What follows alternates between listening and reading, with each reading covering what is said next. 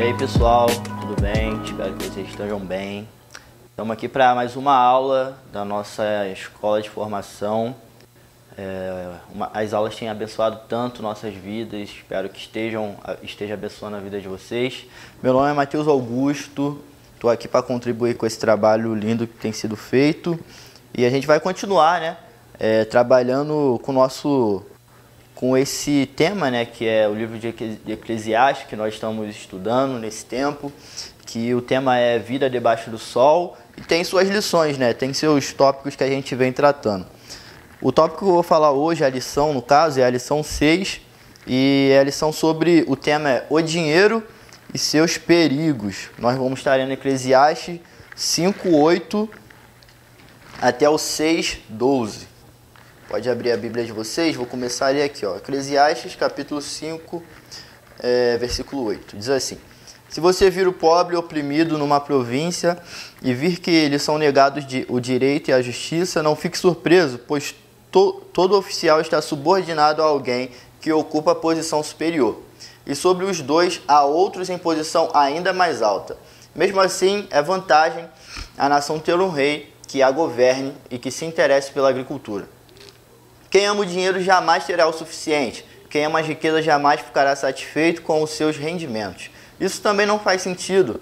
Quando aumentam os bens, também aumentam os que os consomem. E que benefício trazem os bens a quem os possui, se não dar um pouco de alegria aos seus olhos? O sono do trabalhador é ameno, quer coma pouco, quer coma muito, mas a fartura de um homem rico não lhe dá tranquilidade para dormir.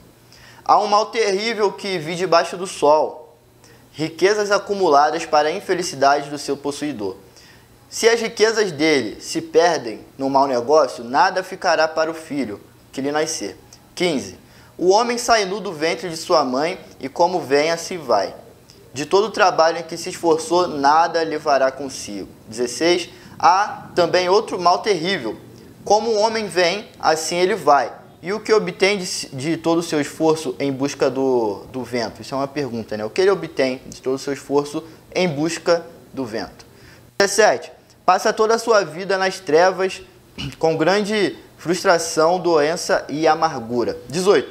Assim descobri que para o homem o melhor é o que mais vale a pena, e o que mais vale a pena é comer, beber e desfrutar o resultado de todo o seu esforço que se faz debaixo do sol durante os poucos dias de vida que Deus lhe dá.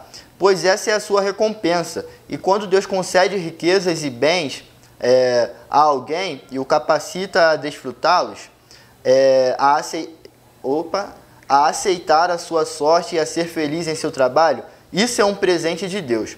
Raramente essa pessoa fica pensando na brevidade da sua vida, porque Deus o mantém ocupado com a alegria do coração. Vem ainda outro mal debaixo do sol que pesa bastante sobre a humanidade. Deus dá riqueza, bens e honra ao homem, de modo que não lhe falte nada nada que os seus olhos desejam. Mas Deus não lhe permite desfrutar tais coisas, e outro as desfruta em seu lugar. Isso não faz sentido, é um mal terrível. O homem pode ter 100 filhos e viver muitos anos. No entanto, se não desfrutar as coisas boas da vida, digo que uma criança que nasce morta e nem ao menos recebe um enterro digno tem melhor sorte que ele. Ela nasce em vão e parte em trevas, e nas trevas o seu nome fica escondido. Embora jamais tenha visto o sol ou conhecido qualquer coisa, ela tem mais descanso do que tal homem, pois de que lhe valeria viver 2000 anos sem desfrutar a sua propriedade? Afinal, não vão todos para o mesmo lugar? Todo esforço do homem é feito para a sua boca, contudo, o seu apetite jamais se satisfaz. Que vantagem tem o sábio em relação ao tolo? Que vantagem tem o pobre em saber como se portar diante dos outros? Melhor é contentar-se com o que os olhos veem, do que sonhar com o que se deseja. Isso também não faz sentido, é correr atrás do vento. Tudo que existe já recebeu nome e já sabe o que o homem é. Não se pode lutar contra alguém mais forte. 11. Quanto mais palavras, mais tolice, e sem nenhum proveito. 12. Na verdade, quem sabe o que é bom para o homem nos poucos dias de sua vida vazia em que ele passa como uma sombra? Quem poderá contar-lhe o que acontecerá debaixo do sol depois que ele partir? Bom, como foi falado, nossa lição de hoje vai estar falando sobre o dinheiro e os seus perigos. Nós já lemos o texto e agora vamos estar passando pelos tópicos, né? Eu anotei aqui, por isso que eu vou estar abaixando a cabeça algumas vezes para ver os tópicos que eu anotei e o que eu preciso dizer. Bom, o dinheiro é necessário para a nossa vida, não tem como negar, né? Foi algo que foi feito e produzido para facilitar a nossa vida, para facilitar colocar valores nas coisas. Antigamente, historicamente, nós vemos que as pessoas trocavam de coisas, né? Nós estudamos história no colégio e vemos que muitas vezes, em algumas situações, um povo chegava na terra de outro povo e começava a trocar coisas. Ou seja, não sentia um determinado valor. Praticamente, eu tenho tal coisa, você tem tal coisa, eu quero, vamos trocar essas coisas. Então o dinheiro veio para determinar um valor e ajudar a gente a nos organizar, né? E poder ter essa troca e essa venda de uma forma mais facilitada. Beleza? Então, a invenção do dinheiro foi para ser uma bênção, no caso, né? Mas a gente pode ver que nem sempre isso é uma bênção, justamente por conta da gente. Primeiro tópico: o perigo da proximidade da injustiça. Eclesiastes 5, 8 ao 9. É interessante que o livro de Eclesiastes fala, se você vê alguém sendo injustiçado, não se maravilhe. Ou seja, isso realmente acontece, isso é algo que ocorre muito. Tem a ver com a nossa natureza pecaminosa, né? Tanto como a gente pode ser injustiçado, a gente pode cometer injustiça com outras pessoas. Então nós temos que ficar ligados quanto a isso. Jesus sempre tocou nessa tecla de injustiça, né? Dos injustiçados. Ele bateu, né? Enfim, ele sempre teve uma palavra bem dura com os religiosos por colocarem um encargo maior do que as pessoas podiam suportar e que nem eles suportavam muitas vezes também. Então Jesus falou muito sobre essa questão de injustiça, beleza? Nós temos um banquete gigantesco de Jesus falando acerca disso. Então, primeiro, perigo da proximidade da injustiça. Ou seja, as pessoas podem utilizar o dinheiro, que muitas vezes tem a ver com poder, né? Quem tem mais dinheiro muitas vezes tem uma aquisição, um poder maior e tudo mais, de compra. E aí as pessoas podem utilizar isso justamente para cometer injustiças. Alguns pontos dentro desse ponto de injustiça. O desejo de viver para ter riquezas pode, primeiro, nos afastar da realidade. Isso a gente pode ver lá em 1 Timóteo 6,17.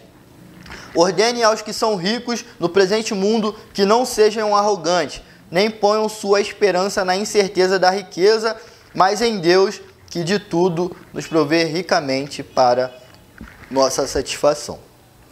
Outra coisa, o desejo de viver para a riqueza pode nos afastar da referência a Deus. 1 Timóteo 6,10. Pois o amor ao dinheiro é a raiz de todos os males. Algumas pessoas, por cobiçarem o dinheiro, desviaram-se da fé e se atormentaram com muitos sofrimentos. Olha isso. Então a gente tem que ficar ligado. E outro ponto é o desejo de viver para ter riquezas pode nos afastar das palavras de Cristo. Olha, Marcos 4,19. Marca aí para você ler depois ou acompanha agora. Mas quando chegam as preocupações desta vida, o engano das riquezas e os anseios por outras coisas, sufocam a palavra, tornando-a infrutífera.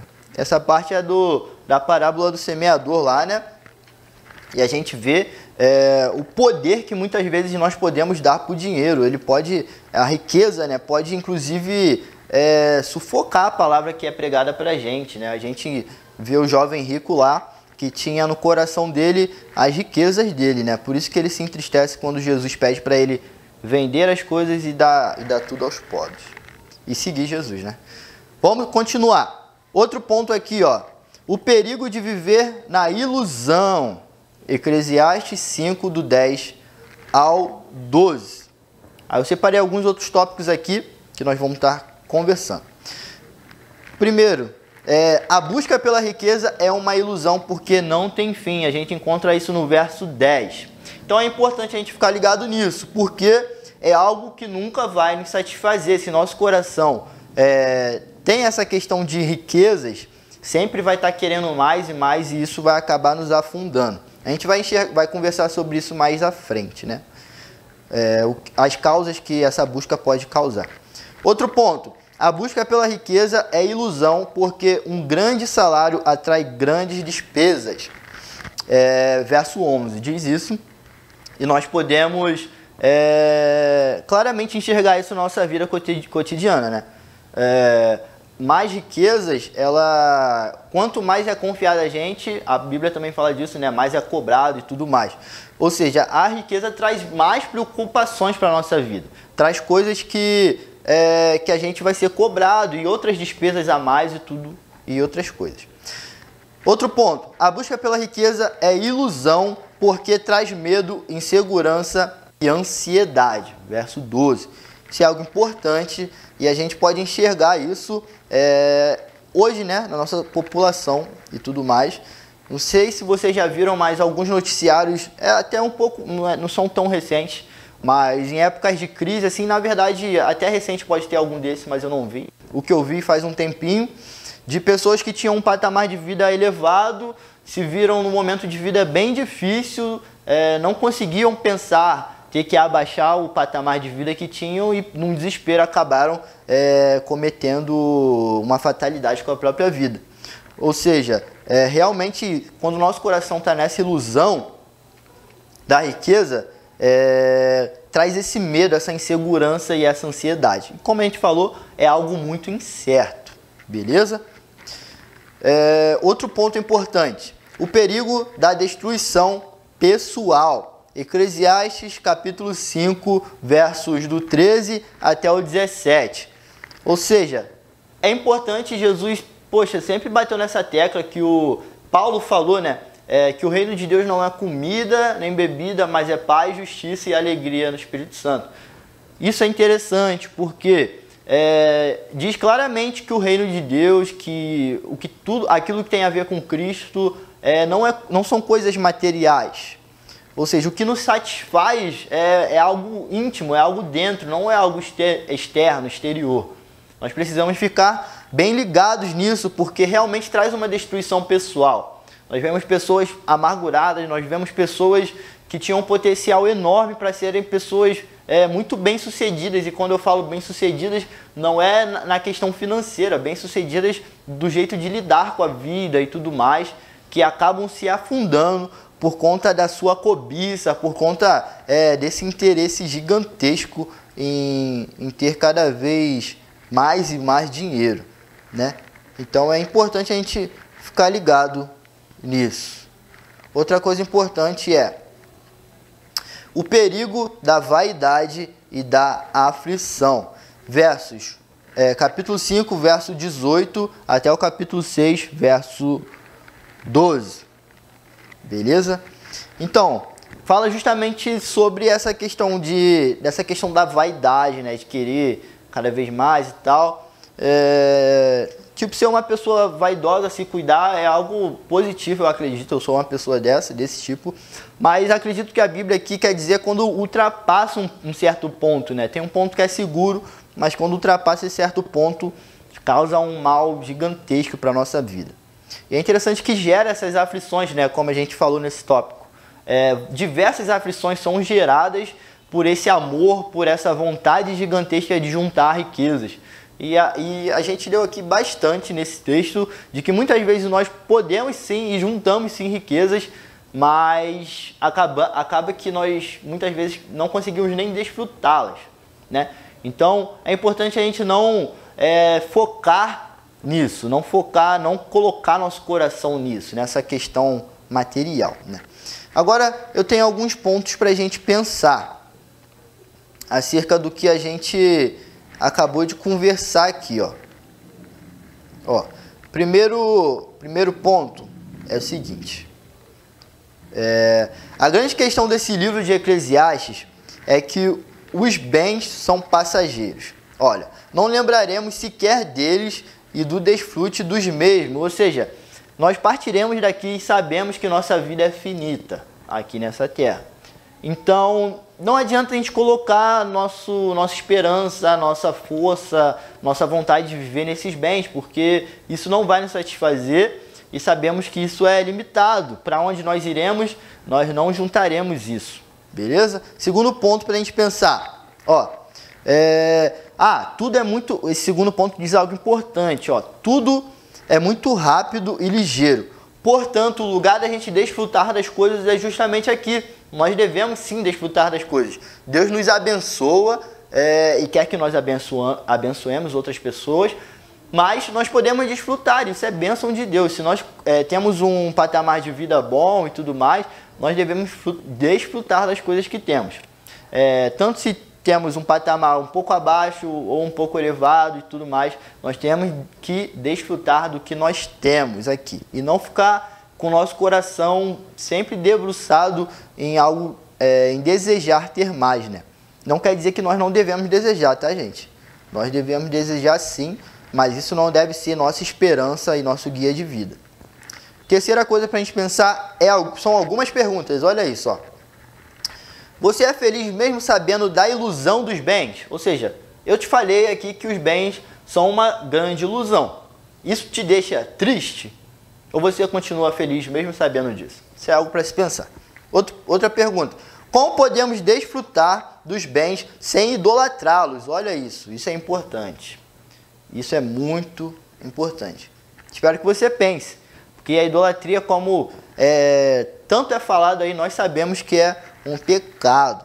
Nós deixarmos qualquer coisa dominar nosso coração, além do nosso Senhor Jesus Cristo, que nós entregamos nosso coração para Ele. Se nós deixamos qualquer outra coisa desviar nosso coração disso, isso é idolatria. Nós devemos pensar sobre isso. Como podemos desfrutar dos nossos bens sem idolatrá-los? Outra pergunta, você se considera iludido com aquilo que já conquistou? Pare e pense. Última pergunta.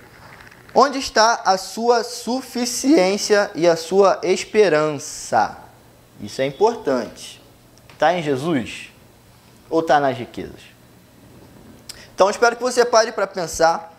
Foi uma lição bem rápida, mas eu peço que vocês meditem nesse texto, porque é um texto grandioso. O autor de Eclesiastes, ele é um pouco amargurado, então nós podemos ver algumas questões aqui que podem nos assustar, né? Algumas falas dele e tudo mais, mas é importante a Bíblia dar valor para isso, né? Para o momento de vida, para a gente estudar quem é o autor e por que ele estava falando dessas coisas. E é um livro de uma sabedoria gigantesca.